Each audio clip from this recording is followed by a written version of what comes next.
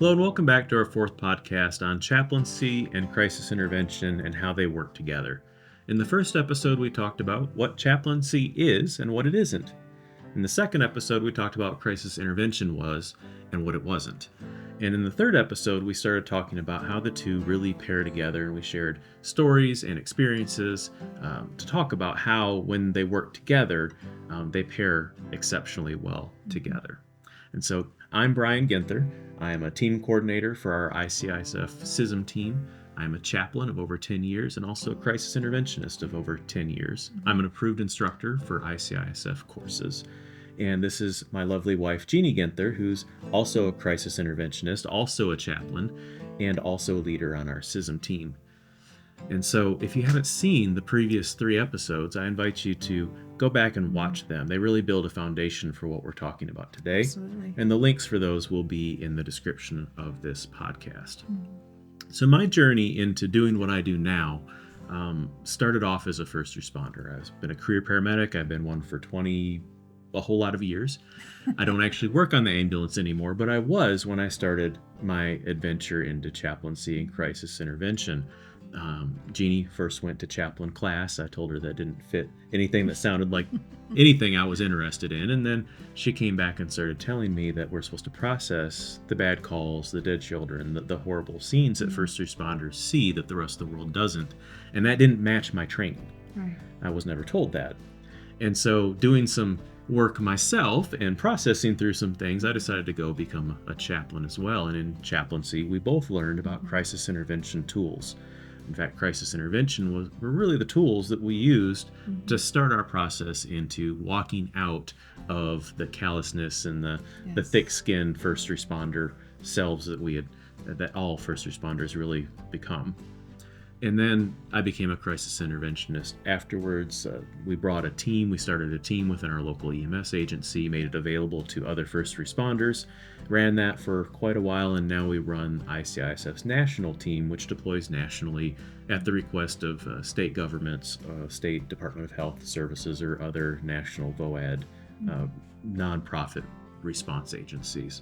And so that was our story. I started as a first responder, but my goal was to get trained and come back and deliver a service that didn't exist when I was on the road in the field. Absolutely. I'd never sat through a debriefing. I've never sat through peer support, anything, until we brought it and ran those interventions ourselves. Yes. To help to bring back to the community that we came from the tools and the help and the hope that we found ourselves in walking out our paths in the first responder world. Yes. I'd like to introduce a friend of mine. His name is Dal Downs. He's a paramedic. I've known him for over a decade, and he has a slightly different story of how he became familiar with chaplaincy and crisis intervention. So Dal, how long have you been a first responder? So I've been in the EMS field as a first responder in a 911 response role in one way or another for over the past 2 decades. Okay. Started off in a super rural service. Close to an hour to the closest hospital. So answering 911 calls in that very rural community, really dispersed population centers, not a lot of other healthcare around. Long times with very, very sick and fairly severely injured people. And then I moved from that service into kind of a little bit of a bigger town atmosphere. There was a hospital-based service. We did a lot of critical care transport. For those of you that don't know, that's very, very ill people, typically that are moving from one hospital to another, and they have very in-depth care. So they're on breathing machines. They have multiple IV drugs going that we manage at one time. Very, very complicated patients. That system afforded me the opportunity to gain about 2 years as well on a pediatric and neonatal transport team. So dealing with everything from premature or newborn babies that would fit in the palm of your hand, all the way up to patients that are sometimes in their early teens, suffering from a variety of different conditions. We also did 911 response for a Central Texas region in that agency. And so again, back to the same kind of typically what you would think of as heavy 911 call volume. In a 24-hour shift, it wasn't uncommon to respond to 17 to 20 calls. moved up through that system into management, helping to be the liaison between a doctor and that pre-hospital service. I did that fairly rapidly and fairly early in my career, and found out pretty quickly that the stress of the office job was worse on me at that time than the stress of being in the field. Sure. And so I was trying to transition to flight, primarily helicopters, some fixed wing or airplane transport over long distance, primarily again from very rural, poorly supported communities, and taking those patients into bigger trauma centers, bigger transplant centers, bigger medical centers, that kind of thing. Almost always very high acuity patients, very, very sick, very, very gravely injured people there again. Since then, I had about 6 years, let's say, of flight time total between two stints in flight. And since then, and currently, I work in a 911 only service, again in the Central Texas region. And we have everything from some fairly rural communities where we may have someone just transport time alone in the back of our ambulance for 30 to 45 minutes in some cases, to more of a larger town setting where sometimes our transport times may be as low as 10 minutes. We treat everything from gunshot wounds to chronic diabetes, just the myriad of things. It's fair to say that you've seen your fair share of bad calls and bad patients.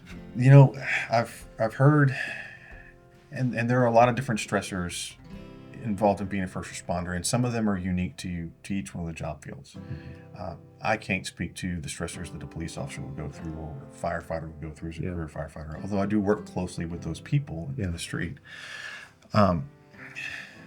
But I heard someone say this once, and I would be lying if I tried to tell you who the quote's from, but they I think, accurately described, especially now in one services, that your primary job as a paramedic is being a grief sponge. You're dealing with these people on the worst day of their life.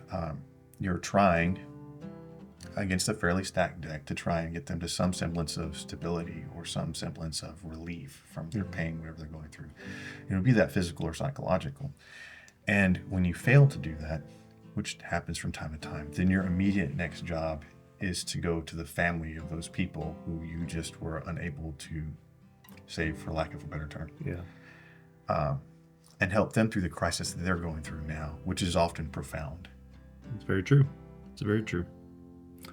In the past in your career, have you been around or experienced peer support groups or people that would do crisis intervention, but maybe they weren't trained well?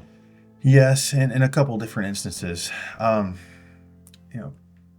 Having a career that's got a little bit of time on it, I can tell you that it was pretty universally true of every branch that I was aware of first response in my community, that kind of intervention wasn't well trusted and utilized to start off with. And a lot of local attempts to overcome that didn't have a lot of structure behind them. They didn't have a lot of training behind them. And so when they were trusted, they weren't often successful. And of course, that word gets out, and it's kind of a big perpetuating cycle where people don't utilize it well. And the few attempts that I've seen or that I've personally had to utilize some sort of peer support program, I didn't find much relief from, and I certainly didn't find any change in my quality of life. Gotcha. Well, at some point in your career, you experienced an actual trained crisis interventionist or a trained team. Would you like to share with us kind of how your experience was different with that? Sure. So I was a little older in my career at that point. It was during my time in flight, but the incident that occurred didn't actually occur when I was on duty. I was off duty, was going home. I encountered a really severe car crash, and I was completely unprepared from an emergency medical standpoint.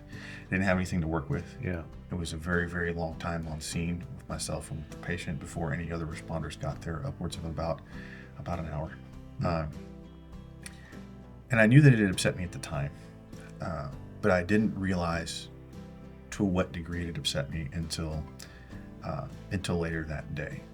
You have to forgive me if I get a little emotional through this. It's all right.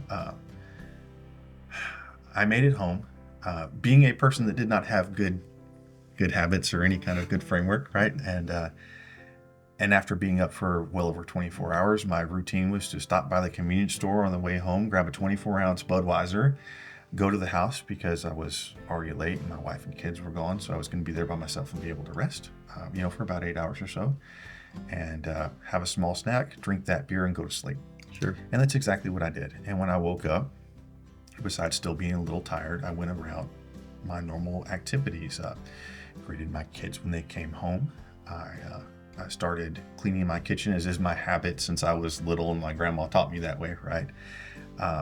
In order to get supper ready and have it on the table by the time my wife came home. It's one of the things I always took a lot of pleasure in doing. It was one of the things that typically would unwind me from that stress of the day. Yeah. Something I discovered on my own at that point. I had a very large picture window above the sink in my kitchen.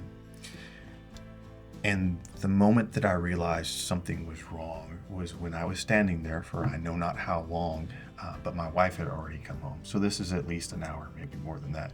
And I was standing there with my hands in hot soapy dishwater, and I had not done anything because I didn't know what to do. I didn't know how to think. I was having a crisis at that point. Yeah. And I couldn't articulate to my wife when she came home what was wrong with me or what was going on, no matter how much she asked. I ended up sitting on the side of the bed, crying and unable to move. And my wife, out of desperation, because she didn't know anyone else to call, called you. She did, I remember. I think the first and maybe the most immediately impactful thing that I heard from you was that this is a normal response to a very abnormal situation that you've been placed in, and that you're not crazy. And there was value in that at the time that I couldn't describe well. But it was the beginning of discovering a framework to make it through the things that I was going through acutely at that time. And it was extremely helpful because I was completely rudderless at that point in my life. I had no idea what was going on with me, and had it not been for that intervention, I just couldn't see the other side of it. It's not that I was suicidal or that I was thinking of hurting myself or doing anything rash. I just simply did not have the coping mechanisms at that point to do anything. Yeah. And it was a way to get back grounded and a path forward to see light at the end of that tunnel. So it was in that instant, in that moment in my life, pivotal. That's awesome. So that was crisis intervention, but at some point in your life, in your career, you also encountered chaplaincy for the first time. Yes. How did that go, and how did that impact you at the time? So fast forward another couple years, right? So I've learned some decent coping mechanisms, right? Through the critical incident stress management intervention, right? Yeah. And I'm working the best that I can, to my understanding, to make my way through it. But something would happen, and it would happen again. Be it something that was cumulative, like several small bad calls, or several long stressful shifts, or whatever the case may be, or one big acute incident where there's a pediatric patient that died on me in the last shift. I say died on me, but the reference I'm getting there. Yes. And I would feel the stress rising. I would feel distress coming on, and would work my way through the steps, and it would help, but the problem was still there. And that's when I really started to experience chaplaincy through you, and then later on through my church. And what I found was that when I was engaged with my chaplain, when I was able to speak with my chaplain and be counseled by him and take the wise counsel of the Bible and Jesus, I found a new resiliency, and there was a new pool of strength to draw on. And I'm still not perfect at that. I still have my bad days. And if there's a big enough incident, or just something that sticks with me in particular as an individual human, then things can still kind of knock me off the horse. Yeah. But I find that my home life has a higher quality now, that I feel more rested, and that I'm able to find peace through that good counsel, and through trusting in God, and through referring back to the Bible, and all of those things that chaplaincy helps guide you towards when you're in that kind of spiritual crisis. And so spiritual resiliency, I think, is a huge component of being resilient overall and being able to execute your job and help your brothers and sisters around you in the community. Yeah, I couldn't have said it better myself. Seems like crisis intervention had a role to play Sure, in absolutely. building resiliency and helping you get through the bad days, but chaplaincy had a different yet equally important role. Right. And so the way I kind of like to frame it in my mind, and I don't know if this makes any sense to anybody else because I'm kind of a peculiar creature, but if I'm getting ready to run a marathon, then the techniques and principles that I learned through critical incident stress management, those are the workout routine. Chaplaincy and faith and reliance on God is that rest period and recovery. It's the electrolytes, it's the cool drink of water, it's that moment in the shade to relax and replenish yourself. And I think the two of those together help you recover to run the race that God has set out for you in life. That's a really great analogy. More recently, you've actually become a crisis interventionist and you've become a chaplain. And I understand you've even taken those things back to the department that you currently work at, and you became their crisis interventionist and their chaplain. What can you share with us about that experience? Instead of just receiving the interventions, now you're giving them. So I've gotten a lot of feedback. We've been at it about 2 years now in our department. And, our department ranges in age from people that are 18, 19 years old and fresh out of school, and this is their very first job, jumping right into 911 service and that kind of stuff, to people that have been doing this for longer than I have by a good stretch and have diverse experiences like I do and then some. And the things that we hear most often are that critical incident stress management is very, very helpful with being able to get over an acute incident, kind of like I spoke to myself. Yeah. That they really appreciate the sense of caring and belonging in that service that's been generated by the critical incident stress management interventions program over there. But what we found, especially I think with the more experienced providers, the people that had been at this a little bit longer, was that they suffered a pretty great deal from burnout, in particular, from kind of compassion fatigue and from this moral injury, seeing the things that they see over and over again. And time again, as I became a chaplain and I was a little bit better trained to help them in that side of things, what we found was that people gained a lot more relief being able to talk spiritually with someone else about how God supports them in this role and how God advocates for them to love other people as they love themselves. Yeah. And in those more experienced providers, we found that they reported a noticeable decrease in stress, a noticeable increase in their quality of life at home, adopting more positive habits, and quite a few of them have started to look, and some of them find homes in the churches in the community. And so that by itself to me is remarkable, but we're actually charting data and trending data that shows that through both of those programs work together, our retention rates are up. So people are potentially, at least it looks like at this point, extending their careers. That's awesome.